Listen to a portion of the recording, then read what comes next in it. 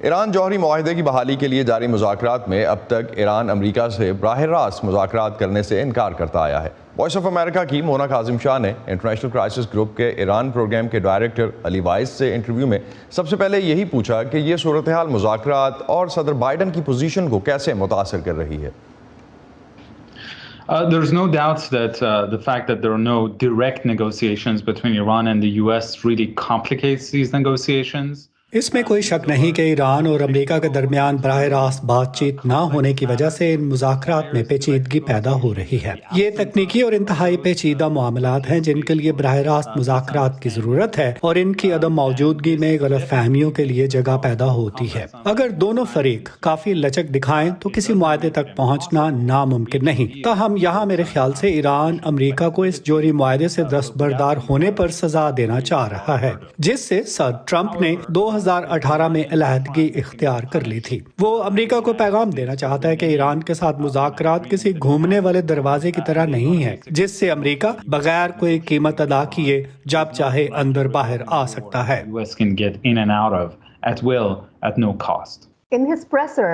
اپنی press conference میں وزیر خارجہ اینٹنی بلنکن نے کہا کہ ایران جوہری معاہدے سے الگ ہونے کا فیصلہ گزشتہ دہائی میں امریکہ کی خارجہ پالیسی کا بدترین فیصلہ تھا۔ آپ کا اس پر کیا رد عمل ہے؟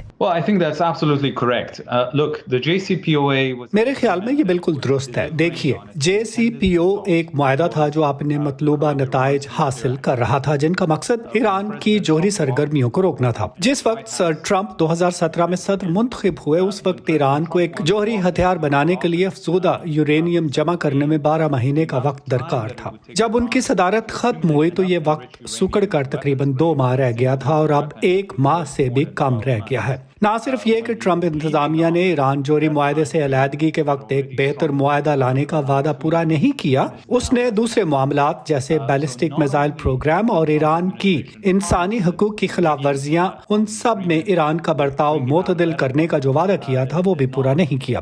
لہٰذا وہ اسٹریٹجک مقصد جو امریکہ معاہدے سے دستبردار ہو کر حاصل کرنا چاہتا تھا ممکن نہ ہو پایا، جس نے بنیادی طور پر ایران اور امریکہ کو 2019 اور 2020 کے درمیان 3 بار فوجی تصادم کے دہانے پر پہنچا دیا۔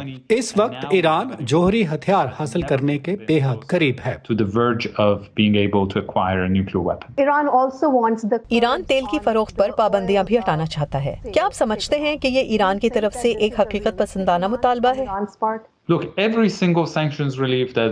دیکھیں، پابندیوں میں ہر طرح کا ریلیف جو اصل معاہدے میں شامل تھا JCPOA بحال ہونے کی صورت میں مل جائے گا، اور ایران بغیر کسی پابندی کے اپنا تیل فروخت کر سکے گا اور منجمد اثاثوں تک رسائی حاصل کرنے کے قابل ہو جائے گا۔ ایرانیوں کے لیے اس وقت بنیادی سوال یہ ہے کہ آیا تجارت اپنے معمول پر آ پائے گی، ایسے میں جب ریپبلکنز 1 سال میں کانگریس یا 3 سال میں وائٹ ہاؤس میں واپس آ سکتے ہیں اور ایک بار پھر پابندیاں لگا سکتے ہیں۔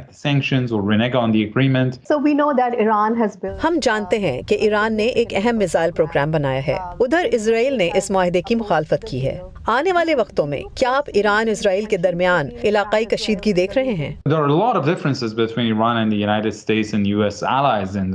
ایران اور امریکہ اور خطے میں امریکی اتحادیوں کے درمیان بہت زیادہ اختلافات ہیں۔ جوہری مسئلہ وہ واحد وجہ تھی جس پر وہ 2015 میں سمجھوتے پر پہنچنے میں کامیاب ہوئے تھے، لیکن حقیقت یہ ہے کہ معاہدہ اس افسوسناک انداز میں ختم ہوا جس نے دونوں فریقوں کے درمیان بد اعتمادی کو بڑھا دیا ہے۔ سوال یہ ہے کہ ایران کے ساتھ دیگر اختلافات سے نمٹنے کا بہترین طریقہ کیا ہے؟ میں تو یہ کہوں گا کہ معاہدے کو دوبارہ بحال کرنا ایک ایسا معاملہ ہے جو ایک مذاکراتی فریق کے طور پر امریکہ پر اعتماد بحال کرنے کی جانب پہلا قدم ہے، اور پھر دونوں فریق ایک بہتر جوہری معاہدہ کر سکتے ہیں۔ لیکن یہ تصور کرنا واقعی ناممکن ہے کہ JCPOA کے کھنڈرات پر ایک طویل اور مضبوط جوہری معاہدہ یا ایران کے بیلسٹک میزائل پروگرام جیسے دیگر متنازع مسائل پر اضافی معاہدے کرنا ممکن ہے۔ ایران اور اسرائیل کے درمیان بہت زیادہ تناؤ ہے، لیکن ایران کے جوہری پروگرام کو ناکارہ بنانا میرے خیال میں ایران کے ساتھ دیگر اختلافات کو دور کرنے کی کوشش میں پہلا قدم ہے۔